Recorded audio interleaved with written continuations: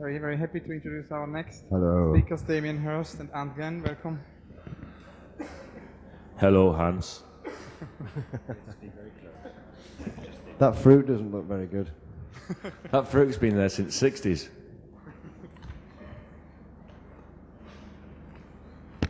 Yeah, maybe we could start to begin with the beginning with London, as this is the London Marathon, and we talk about London and other things. I'm wondering, Damien, in an interview you were talking about London as a kind of a good soup, and I was somehow wondering if you can tell us a little bit about this idea of the good soup, the city as a good soup. Jesus, I can't remember. Good soup. I don't know. I mean, what do you mean, like with loads of layers of, like, with art and music? How long have you been doing this? Since 5 o'clock. What's the next question? My next question is, why did you want to be interviewed at this time? Is your mind working overtime or best at this moment? Or? I don't know. Hans asked me about 5 or 6 times to do it, and I didn't really want to do it. And then he said, and then in the end, he's so persistent that I said, give me the worst time. So I think 4 o'clock might be the worst time. It is pretty bad. I went to bed first of all, and then got back up again for about 2 hours, which was stupid. And my neighbour was just going to bed as I got up, and my neighbour thought when I said I was going to an interview at the Serpentine, she thought I was getting an interview for a job. She said to you, Julie, good luck with the interview. I said, yeah, I hope I get it. Brilliant.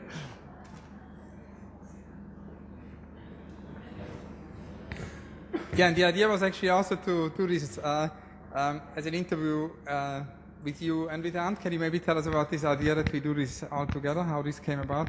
Because I think you have lots of dialogue. Yeah, because you said you were doing people from all walks of life. So, and Ant's in a band called The Hours that he's been doing for a while, and I've been helping him with it, doing a lot of the artwork and things like that.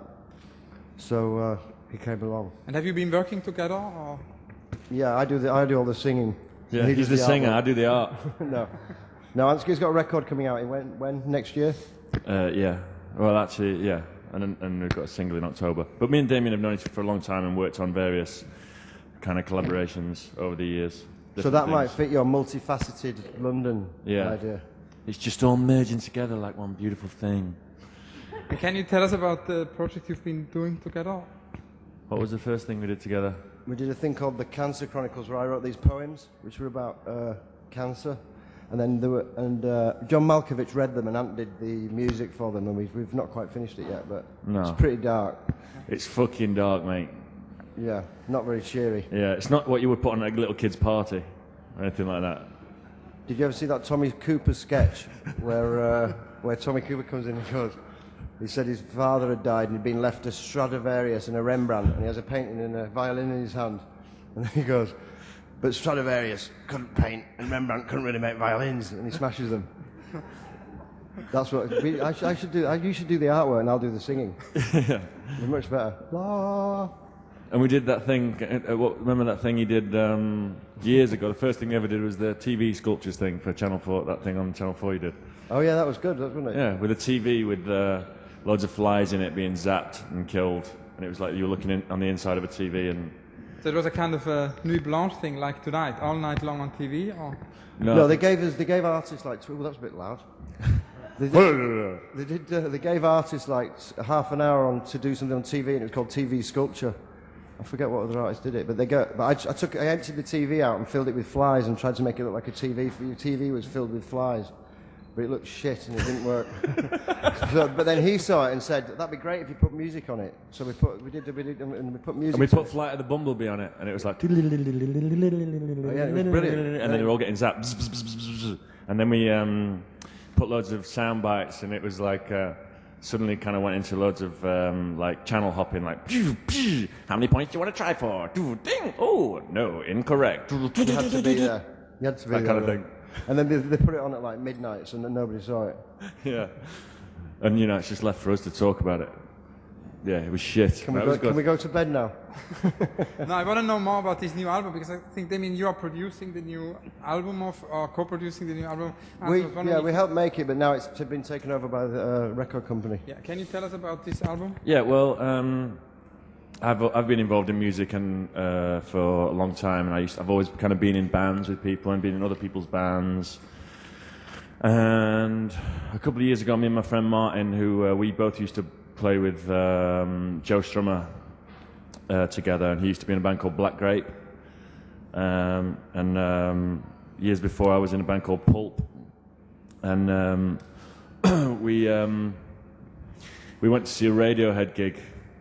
And we were just totally blown away that they were completely existing on their own terms, and so it was entertaining, but it wasn't entertainment. It was them just being, it was just really exciting, and we came away from it, and we just kind of turned to each other and said, "Fuck, what are we doing with our lives, man? We've got to make something that's our own. We've got to sing our own song, quite literally." So we kind of decided that we were going to try and do that.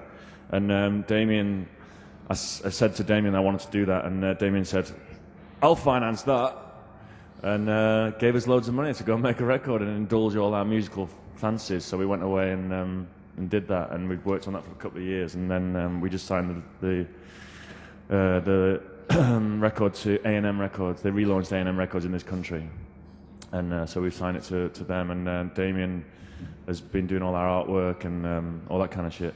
So yeah, it's an amazing thing for us to have the freedom to just do what the fuck we want and not be tied down by a record label who kind of, they push you and pull you and all that kind of stuff. And Damien just said, "Do what the fuck you want," which we did. And now you've got a deal, which is great. Yeah, and then we signed a record deal, and it's kind of all fit together. And because I think when we first did it, people said to you, "What are you doing that for? You're mad." Yeah. And Yeah, but it was kind of as well. It was after Joe Strummer died, really, because Anthony and Martin Slattery's in the band as well. They were both in the Mescaleros, which was Joe Strummer's band. So. And you knew Joe Strummer also well, no? Yeah, pretty well. Yeah, in the glory years. when men were men. Yeah. Yeah, Joe. Joe was an amazing human being. In October, we want to do a second marathon where we Jesus talk about Christ. only three things: money, art, and globalization. And I think that we are living in, for the first time, in a moment that money is not only the relationship between money and art is not only through collectors and artists, but that artists themselves have become kind of serious owners of real estate, money, and riches. You are in a way perhaps here the kind of best example. How does it feel does that feel as a burden or as a beautiful condition or as a pleasure or all three? I don't know. I think money's it's a very dangerous thing, a very complicated thing. But I think it's it's a key, isn't it? And there's always a big conflict between money and art, and you've got to be you've got to be really careful to work out that my accountant, I've got a great business manager who's very good, who's helped me as we've been going along, and he always says you have to be very careful, and I agree with him that you don't chase money with art. You've got to chase art with money. So you've always got to be that way around, because the moment you do it the other way around, you're fucked basically. So I think money's always got to be secondary. Mm-hmm. And so you're using it to give other Have I got dollars in my eyes? Huh? Have I got dollars in my eyes? Ka-ching! No, I'm only kidding. I do it for the money. Is there a connection between your religious paintings and money? I think, religion's big money, isn't it? I think, there's not really any answers to all those things. Money's, I think money's a lot more powerful than I thought it was originally, but I come from a background where I didn't have much money, so, you just kind of hope for it. But I used to think that having too much money was the same problem as not having enough money, but I don't think it is really anymore. I think that's stupid.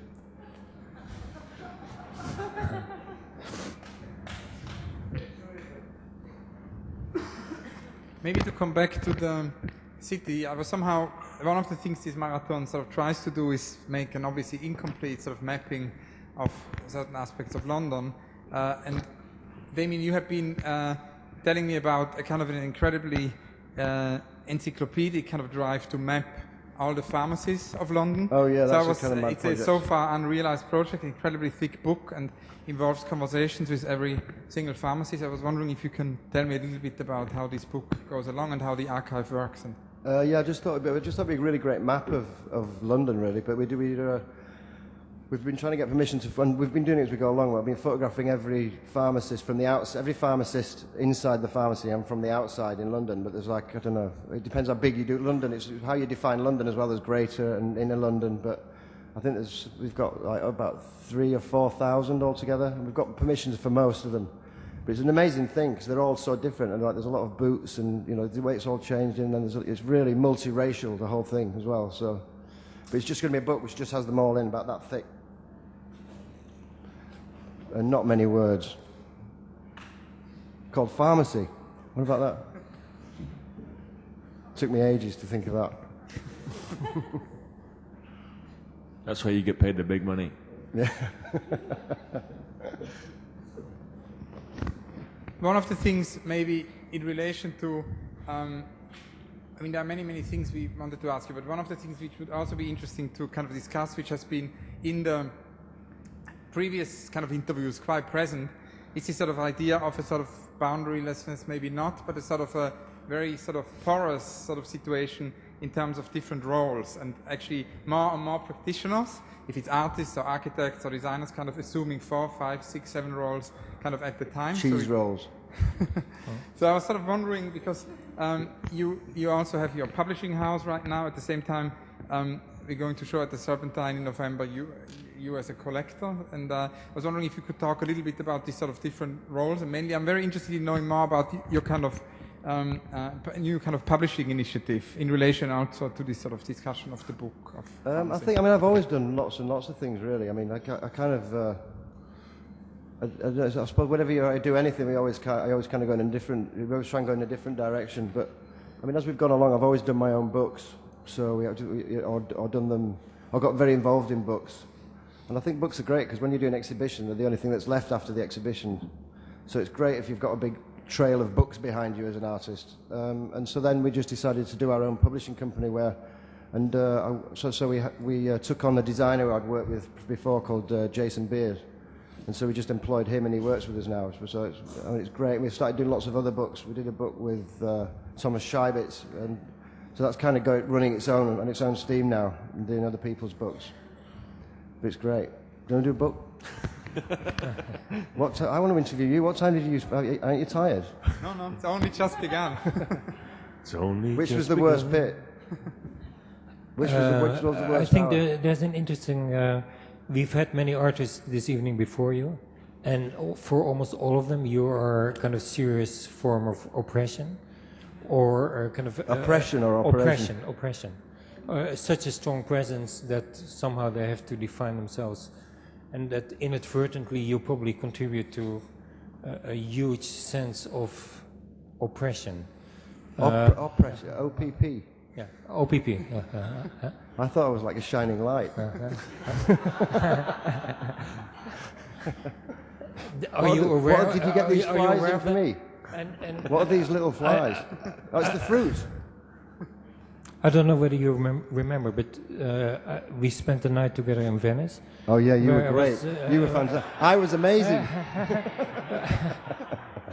Where I was kind of totally impressed by your kind of lack of pompousness, and yet simply through your reputation and your kind of status, there is a kind of weight of heaviness that accrues to you.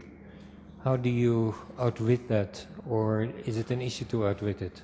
I don't know. Maybe when I walk in, it walks out. I don't know. But I mean, I think I do get aware that I have a reputation. Cab drivers always say, "Hey, you're okay, really?" And I always think, "Well, what made you think I wasn't?" That's my point.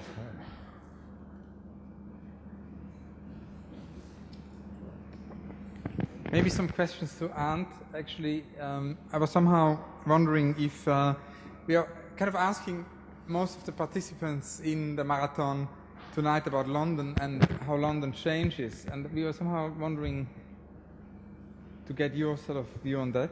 How you felt that London changed?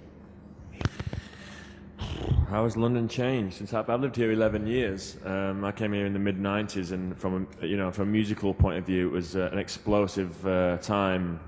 You know, I came from Sheffield. I was on sickness benefit in Sheffield 1 minute, and the next minute Britpop exploded, and you know, I'm having a piss next to Elton John at the Brit Awards, and you know. And literally, that's what it was. That's what it was like, you know. And I remember me and Jarvis going to the Brit Awards, and you know, I believe at the time we were intoxicated on the, you know, sometime marvelous drug ecstasy, and we were like, fucking hell, that's Tom Jones. And we were just walking around. I mean, you know, we were just kids off council estates, and it was all mental to us. And so there was a massive explosion in the '90s of that. And I remember going, and it was the kind of a period in the music business where we went to the Brit Awards, and it was still kind of wet, and Simply Red, and that kind of scene. And then, you know, there were these like thugs from Manchester, Oasis, and Blur, and Pulp, and all that, and we were all, and Black Grape, and we were all just fucking out of our mind on drugs. And you could see them all going, "Oh no, who are these people?" But it just had such its own energy. It exploded, and it took over the music industry, and the whole thing, and that kind of what was known then as indie music became totally mainstream. And then the whole '90s was then this massive hedonistic period, and very creative for a time. And then I think a lot of it got washed down with drugs, because a lot of people took a lot of drugs, and had a great time for a long time, and that kind of took its toll. And then kind of it seems that kind of after the '90s it kind of simmered down a little bit, and you know, went back into kind of a pop music thing, and it all went a bit safer, and you get a lot of bands now, and no disrespect to them, but bands that are good bands like Coldplay or whatever. You know, I went to an award. I don't really go to those awards things anymore, but I went with Jarv to something when he was presenting an award to Scott Walker, to the Q Awards, and I looked around the room, and we'd been in that room a few years earlier with all those people that I talked about, and you know, I think there was like Coldplay and Feeder and kind of thing, and you know, they all looked like they were going to have a cup of tea and a bit of celery or something, and I thought, fuck, you know, this has all changed a bit. It all got a bit safe, you know, and you know, and I think that things ebb and flow and things do change. I personally, I'm ready for a change again, you know. I'm ready for a bit more fucking madness, you know.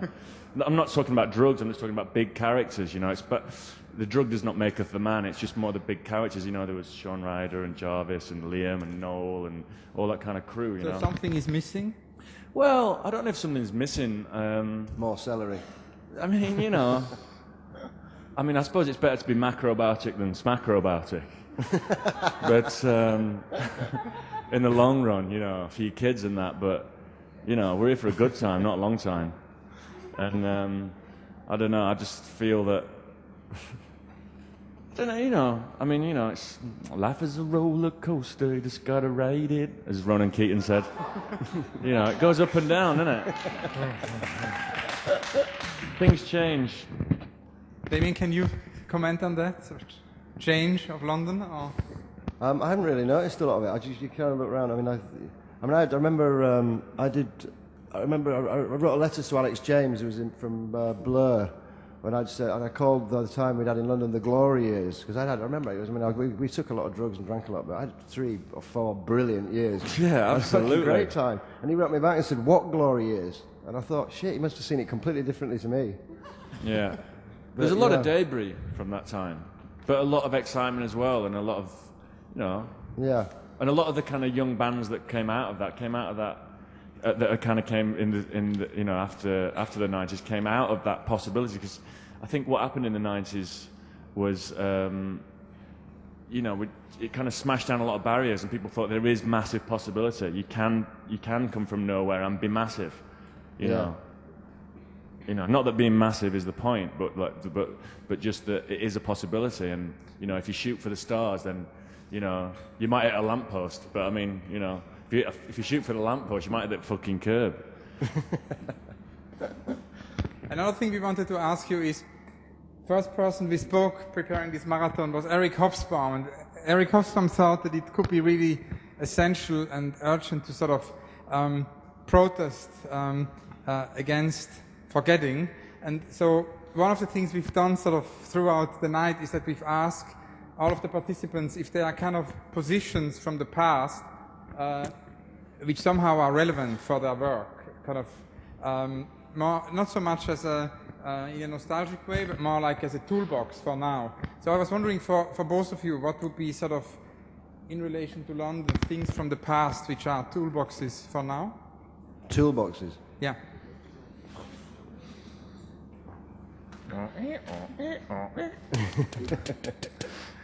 Yeah, I don't know.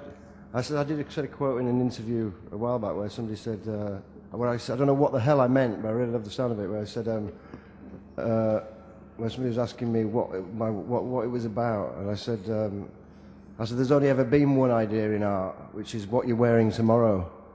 But I don't know what the fucking hell it means, but it sounds great. Yeah, I mean, I don't really understand the question. I mean, are you saying what's kind of inspirational about that? About London. About London, or about life, or about art, or about music, or about what? No, it's a kind of a very open question. I mean, really to do with if there are any kind of things, from the past. I mean, there has been a lot of really interesting discussion tonight about brutalism being a toolbox for artists and architects now, sort of the Smithsons. Or there's been a lot of discussion about certain other kind of practices from the 50s or 60s or 70s being toolboxes for now. So it's more to do with that. It can be from any field. Where'd you get your ideas from? I had an interesting conversation with at your opening in New York with the director from New York, Jim Jarmusch, and we had a conversation about that what was important in our art was following your heart and keep your eye on the prize kind of thing. It's about making the shit. Forget about what's happening outside of it. Forget about money and all the rest of it. And we talked about that a lot of our heroes never made any money. And people like, Eric Satie, whose music is very famous and is on commercials and all the rest of it, was a guy who wore the same suit every day and played in small cafes in Paris to make money, and did a few collaborations with people, but never made loads of money. And then I said to him, and Mozart was buried in an unmarked pauper's grave at 34. And he said to me, yeah, and do you know who the richest guy in Vienna was when Mozart was alive? And I says, no. And he says, exactly. Who gives a fuck? There's no monuments to that guy. And I think that's the important thing for me, is just to keep your eye on the fact that it doesn't matter. In a time of such affluence and such focus on wealth and making money, ultimately when you're dead, all that's left is what you did. I've seen there's an interesting phenomena. Before midnight, every speaker spoke about politics. After midnight, not a single speaker spoke about politics. Yeah, it's not allowed. You turn into a pumpkin. What do you think is the connection? Can you say something about politics? Not after midnight. Jesus Christ, I think I'm mad. After midnight. No, I prefer what Ant was saying, and I agree with that. I mean, there's that great quote, which is, there are no pockets in a shroud, which I really like that as well. Or it's like, we'll all be remembered for the size and ornateness of our gravestones. It's death after midnight, isn't it? Okay. Politics before. Okay, death. We love Tony Blair. Politics, I don't know. He'll have a big gravestone. Religion? No, I don't think I'd like to either. So. Yeah, politics. We're going to have Chantal Mouffe later tomorrow morning. She wrote a book, The Return of the Political, where she says actually, because it is indeed the political which is at stake here and the possibility of its elimination. So the return of the political. I remember there's a great quote by, or a piece by Sylvia Plath called Context, where she wrote about kind of atom bombs and nuclear explosions going off in her time, and she was saying that she can't feel anything from that, and she said she wanted to make something that was political, and something write a piece about living in a time where we can destroy ourselves or something like that, and saying that she couldn't. And in the end, she was saying the most political thing she could think of was the thoughts of a tired night surgeon or a baby forming itself finger by finger in the dark. And I always think, that's the sort of angle I'd come from. And I think when it gets political, I mean, Picasso did Guernica or something. But I think it's got to be in a much worse crisis than we're going on at the moment to get artists to to kind of operate on a political level. I'm more interested on it in a much smaller level. Shall we answer? I have actually a last question, which is the kind of recurrent question about the unrealized I ask you both if you have any kind of yet unrealized projects which have been too big to be realized, or projects have been censored, sort of your unbuilt roads. I once tried to do a sculpture which was of 2 dead cows fucking with hydraulics called Couple Fucking Dead Twice, but I never managed to do it because they were decaying in a box. But because they're decaying, all the methane and things that get produced, well, you can't have any kind of electronics to make a move inside it because it can explode. But at the moment, it's on hold at the moment. But I'd still like to do it. Maybe because cows don't fuck. Yeah, but that's why I like it. It's just so stupid on every level. But that idea of trying to move forward impossibly. There's no evolution there. And any unrealized projects? I'm quite interested in. Since I did that thing with Damien, the Cancer Chronicles, I got into kind of writing orchestral music and I suppose modern contemporary classical music, which is something that I have no training in and just kind of do it by trial and error. And so because I have no training in it, I kind of go to a lot of classical concerts and the proms and stuff like that because I like to learn how the sounds are made and all that kind of stuff, and I haven't got time to go and learn it at school, so I have to go and learn it kind of thing. And one thing that has struck me in my discovery of classical music is how kind of outdated it seems and how classist it is, and there's no black people there and there's no people in trainers, and how there's exciting music, but it's all about, Richard Strauss's Alpine Symphony or things like that. And so I decided that I wanted to write a symphony called Symphony for the 21st Century Drug Addict, and write a piece of music that was actually about homeless people scoring crack and shooting into the groin, and express that in a musical form. So yeah, that's something that I want to do. Sounds great. Many thanks to Damien Hirst. Many thanks Thank to you. Anke, and thank you very much. Thanks.